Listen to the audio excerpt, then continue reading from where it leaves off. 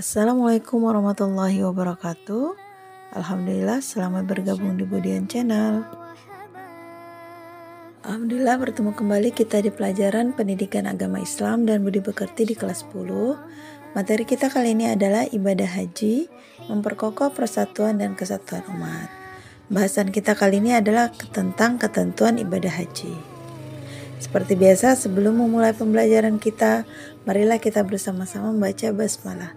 Bismillahirrahmanirrahim. Ketentuan ibadah haji. Yang pertama adalah syarat ibadah haji.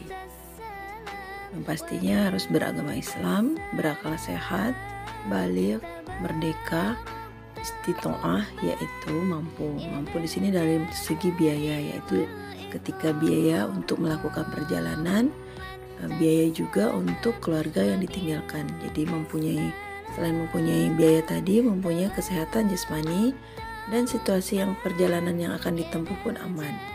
Jadi memiliki kemampuan berhaji itu dari segi materi, fisik, keamanan, dan ilmu. Jadi bagi para muslimah ada persyaratan khusus, yaitu harus disertai mahramnya atau orang yang dapat dipercaya untuk menemani sepanjang perjalanan menuju Makkah. Yang kedua adalah rukun dan wajib haji. Jadi dalam pelaksanaan ibadah haji itu ada yang namanya rukun dan wajib haji. Rukun haji dilaksanakan dalam ibadah haji. Jika tidak dilaksanakan, maka tidak sah hajinya. Sementara yang dinamakan dengan wajib haji adalah hal-hal yang harus dilaksanakan dalam ibadah haji. Tetapi jika tidak dilaksanakan hajinya, tetap sah dan diganti dengan dam atau denda. Jadi kalau tidak dilaksanakan, tidak apa-apa asal diganti dengan membayar dam atau denda. Kalau rukun apabila tidak dilaksanakan maka tidak akan sah hajinya. Rukun haji diantaranya adalah ihram. Ihram yaitu berniat mengerjakan ibadah haji yang ditandai dengan memakai pakaian ihram. Selanjutnya wukuf atau berdiam sebentar di padang Arafah. Jadi waktu melakukan wukuf dimulai dari tergelincir matahari, yaitu waktu zuhur tanggal 9 Zulhijjah sampai terbit fajar pada tanggal 10 Zulhijjah. Selanjutnya tawaf. Tawaf itu mengelilingi Ka'bah sebanyak 7 kali dengan niat untuk melaksanakan ibadah.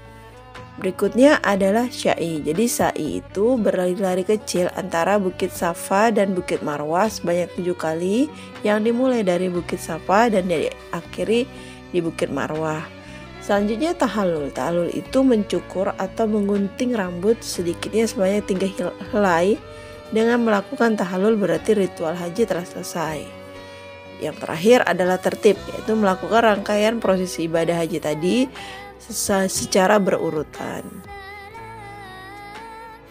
Berikut ini adalah ketentuan yang harus dipenuhi ketika seseorang melakukan tawaf. Ada syarat dan sunnahnya. Syaratnya diantaranya adalah tertutup auratnya. Selanjutnya suci dari hadas dan suci dari najis. Selanjutnya adalah menjadikan Ka'bah berada di sebelah kiri orang yang tawaf. Tawaf dimulai dari Hajar Aswad. Selanjutnya jumlah tawaf itu sebanyak 7 kali. Pelaksanaan tawaf di dalam Masjidil Haram. Niat tawaf khusus untuk tawaf sunnah, nazar, dan wada. Selanjutnya adalah sunnah tawaf. Sunnah tawaf itu yang pertama adalah istilam Hajar Aswad dan rukun yamani. Istilam itu mencium Hajar Aswad. Selanjutnya berdoa dan berzikir. Membuka pundak kanan dan menutup pundak kiri bagi laki-laki. Selanjutnya mendekatkan ke Ka'bah atau mendekat ke Ka'bah. Berikutnya adalah berjalan bagi yang kuat. Selanjutnya sholat sunnah di belakang makam Ibrahim berturut-turut. Sunnahnya itu berturut-turut. Selanjutnya niat tawaf atau tawaf qudud dan tawaf ifadah. Berikutnya adalah macam-macam tawaf. Yang pertama adalah tawaf qudud, yaitu tawaf yang dilakukan ketika baru tiba di Makkah sebagai penghormatan kepada Ka'bah. Selanjutnya tawaf ifadah, yaitu tawaf yang merupakan rukun haji. Yang ketiga adalah tawaf wada atau tawaf perpisahan, yaitu tawaf yang dilakukan ketika akan meninggalkan kota Makkah. Yang keempat adalah tawaf nazar, yaitu tawaf yang dilakukan karena adanya nazar. Selanjutnya yang kelima adalah tawaf sunnah, yaitu tawaf yang dapat dilakukan berulang kali atau kapan saja. Jadi tadi kita sudah membahas tentang niat tawaf tadi kan. Yang sunnah itu adalah tawaf qudud dan tawaf ifadah. Sedangkan yang syaratnya atau yang wajib dilaksanakan adalah tawaf sunnah najar dan tawaf wada.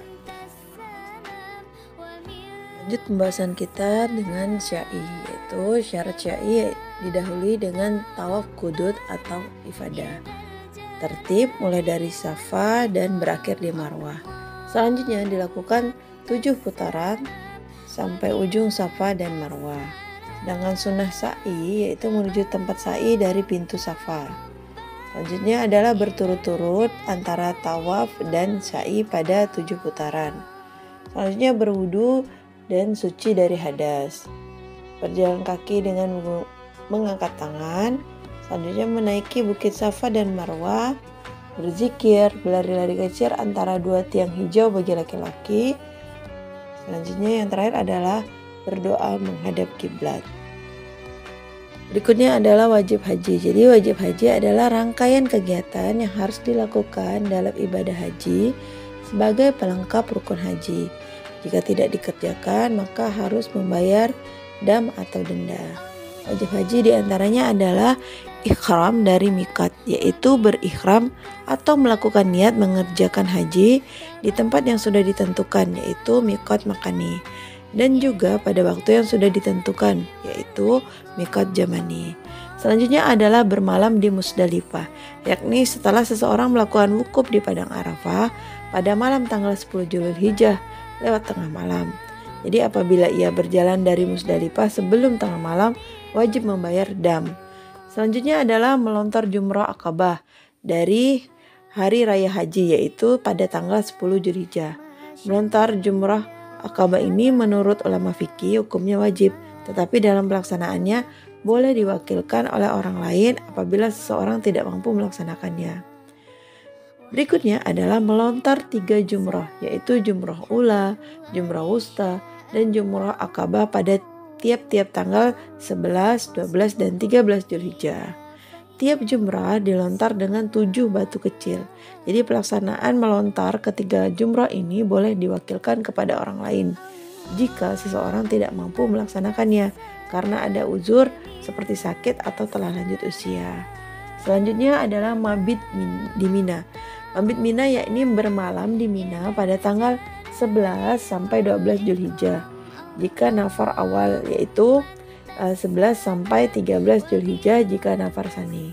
Selanjutnya adalah tidak melakukan larangan haji selama ihram. Tawaf wada yaitu tawaf perpisahan sewaktu akan meninggalkan kota Makkah. Berikut adalah ketentuan yang harus dipenuhi seseorang ketika melontar jumrah. Pertama adalah syarat melontar jumrah. Syaratnya yang pertama adalah melontar dengan kerikil, melontar dengan gaya melempar. Selanjutnya batu yang dilontar masuk ke dalam lingkaran jumrah. Lemparan 7 kali tiap jumrah. Tertib mulai dari ula, wusta, dan Aqabah. Selanjutnya melontarkan untuk diri sendiri dahulu, kemudian baru yang untuk diwakilkan. Tertib hari melontarnya. Selanjutnya sunnah melontar jumrah, yaitu waktu melontar jumrah Aqabah, Mekah sebelah kanan dan Mina sebelah kiri. Selanjutnya mengangkat tangan, melontar bagi laki-laki. Berikutnya adalah dengan tangan kanan, yaitu melontarnya dengan tangan kanan sambil berjalan. Itu takbir di setiap lontaran, menghentikan talbiyah mulai melontar pertama jumrah Aqabah pada nahar, di hari nahar. Selanjutnya batu tidak besar dan tidak terlalu kecil. Selanjutnya adalah batunya itu bersih. Jadwal melontar jumrah, tanggalnya adalah yang pertama adalah tanggal 9 Zulhijjah. Ibadahnya yaitu wukuf di Arafah. Di waktunya mulai dari siang di waktu matahari rebah ke arah tenggelam, selanjutnya akhir yaitu tengah malam. Selanjutnya tanggal 10 Zulhijjah yaitu melontar jumrah Aqabah sebanyak 7 kali, dilaksanakan pada tengah malam. Ini dimulai tengah-tengah malam. Selanjutnya adalah sunnahnya dilakukan di tengah malam. Akhirnya sampai tengah malam. Dia hanya dilakukan pada tengah malam saja.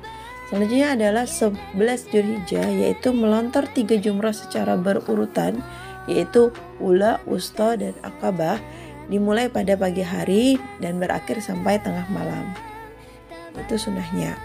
Selanjutnya, tanggal 12 Dzulhijjah, yaitu melontar 3 jumrah secara berurutan, mulai dari Ula, Wusta, dan Aqabah, dimulai dari pagi hari sampai tengah malam.